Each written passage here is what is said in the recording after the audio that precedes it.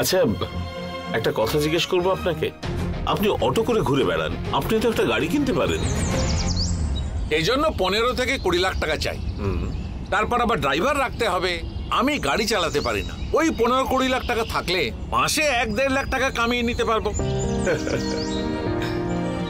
শুধু শুধু এত টাকা কেন গাড়ির পেছনে লাগাবো? 2 বছর পরে ওই গাড়ির দাম 10 লাখ টাকা হয়ে যাবে। ওই 20 লাখ টাকা জমিতে খরচ করলে 2 বছরের মধ্যেই 40 লাখ টাকা হয়ে যাবে। ঘোরার জন্যে অটোতে ঘুরলে অসুবিধে কোথায়? ঠিকই বলেছেন স্যার, এই জন্যই আপনার কাছে টাকা আছে। অথচ ওই টাকার কোনো অহংকার আপনি দেখান না। আমাদের দেখুন, আমাদের কাছে টাকাই থাকে না, কিন্তু বড় লোকদের মতন দেখানোর জন্য ধার করে দামি গাড়ি কিনে ফেলি, ধার করে কস্টলি মোবাইল নিয়ে নিই। বড় লোকদের মতন দেখানোটা হয়। ওই যে বলে না, অতি লোভে তাঁতি নষ্ট হয়। আমরা টাকাকে অনেক সম্মান করি ভৈরব, সেই জন্য লক্ষ্মী আমাদের কাছে সব সময় থাকে। হ্যাঁ, তাই তো স্যার। স্যার আসুন, ছেড়ে দিই। হ্যাঁ চলো ভৈরব।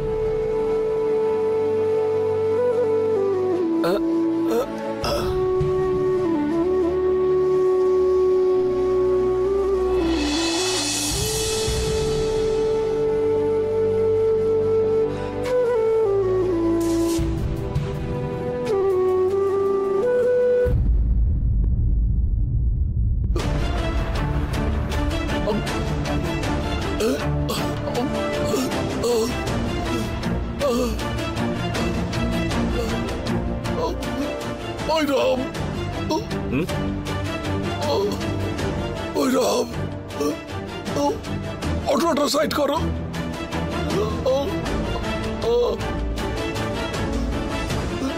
স্যার কি হয়েছে স্যার? স্যার ব্যথা করছে এখানে?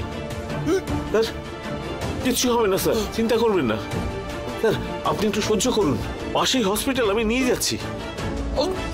স্যার একটু সহ্য করুন। এই বাবু এদিকে আয়, নিয়ে যাবো এক্ষুনি। কি হয়েছে দাদা?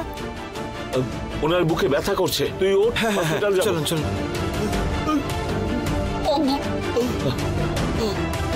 এই তো সামনেই হসপিটাল। আরে দাদা তাড়াতাড়ি চলে যাচ্ছি।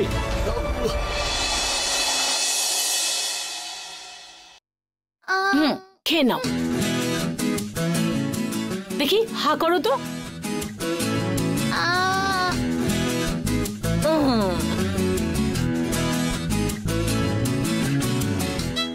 দিদি কফি নাও।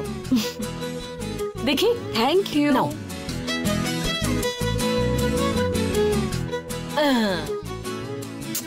রূপা, ওকে না তুমি খারাপ করছো জানো। দেখছো এখনো কত বড় হয়ে গেছে, নিজে হাতে খেতে পারবে না, তাও তুমি ওকে খাওয়াচ্ছ। দাও ওকে, ও নিজে নিজে খাবে। কমলা দিদা, এখনো তুমি তোমার দিদিকে কেন কফি বানিয়ে দাও? এরপর থেকে একদম বানিয়ে দেবে না। মা তুমি নিজে বানিয়ে খাবে।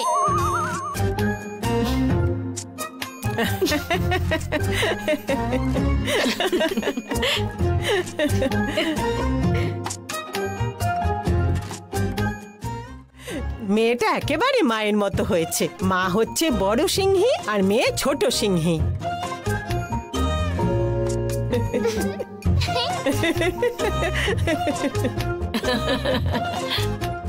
হ্যাঁ, আমি আজকে তোমাকে কোথাও নিয়ে যাব না। আমি আর তোমার বাবা যাব, শুধু আমরা দুজনে মিলেই আনন্দ করব। আমিও আজকে তোমাকে বাইরে কোথাও নিয়ে যাব না, শুধু আমি আর আমার বাবা যাব।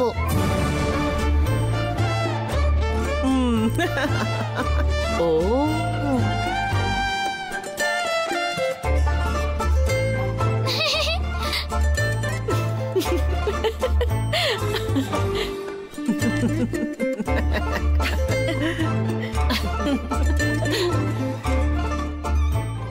এ না আমার মেয়ে নয়, শাশুড়ি। আমার শাশুড়ির মতো করছে। এখন 10 দিনে কতদিন হয়েছে? আজকে 9 দিন কমপ্লিট হয়ে যাবে। কালকে 10 দিন হয়ে আমাদের ভ্যাকেশন শেষ হয়ে যাবে। পরশু দিন থেকে অফিস স্কুল সব শুরু হয়ে যাবে। আরে আমি তো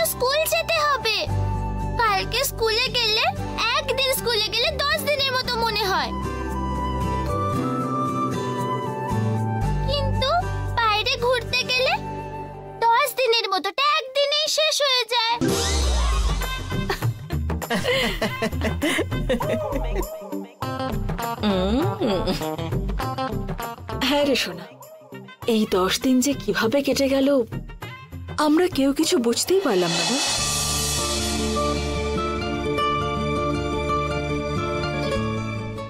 এই 10 দিন যে কিভাবে কেটে গেল আমরা কেউ কিছু বুঝতেই পারলাম না।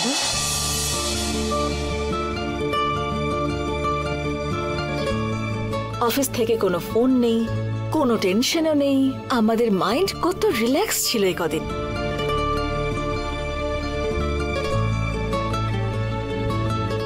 আবার নেক্সট ইয়ার এরকমই একটা ভ্যাকেশনের জন্য আমরা প্ল্যান করব।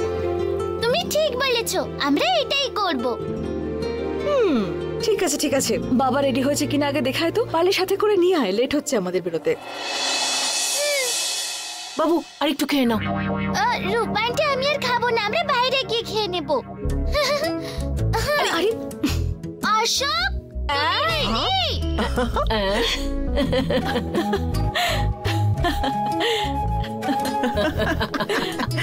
রেডি হয়েছো?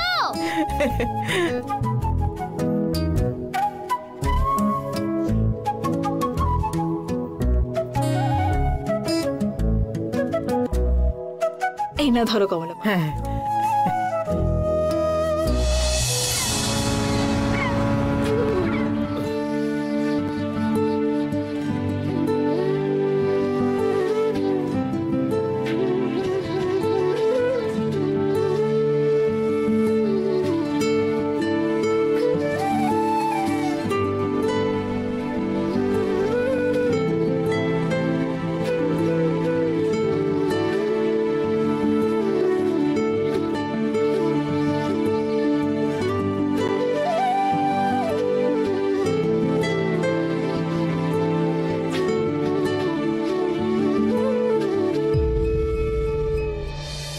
দাদাকে যে বাঁচাতে পেরেছি এটাই হলো বড় কথা।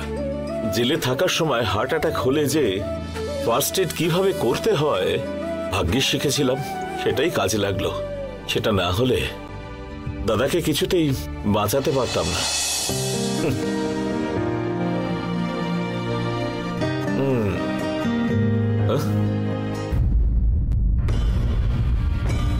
হুম